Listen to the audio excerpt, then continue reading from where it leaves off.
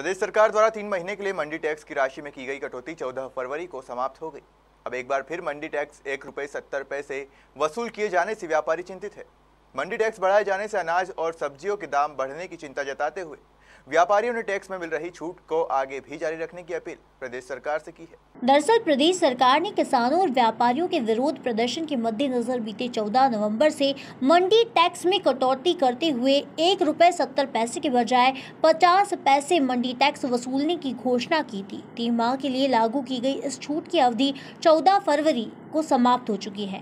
यानी दाल mill association के अध्यक्ष सुरेश अग्रवाल का कहना है कि मंडी टैक्स की राशि में कटौती की सरकार की पहल को आगे भी जारी रखा जाना चाहिए, क्योंकि मंडी टैक्स को यदि पहले की तरह किया जाता है तो इससे प्रदेश के व्यापारियों को खासा नुकसान उठाना पड़ेगा। ₹1.70 सैकड़े का जो मंडी टैक्स है उसको 3 महीने 90 दिन के लिए कम किया था, जिसकी अंतिम अवधि 14 फरवरी थी। अब वो मंडी टैक्स में फिर बढ़ोतरी हो गई है। तो मेरा माननीय मुख्यमंत्री जी से अनुरोध है कि मध्य प्रदेश में किसानों के हित को देखते हुए उपभोक्ता को महंगाई मंडी टैक्स का असर ना पड़े और जो व्यापारियों को मंडी टैक्स बढ़ रहा है इसको कम करके मंडी टैक्स 50 पैसे सैकड़ा रखना चाहिए।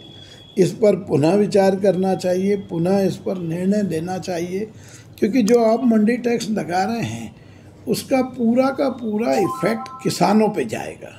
हम कहने को तो ये कह सकते हैं कि व्यापारी से ले रहे हैं, मगर व्यापारी से मंडी टैक्स जो लगता है तो वो एंड में अंत में उपभोक्ता को और किसान पे जाता है।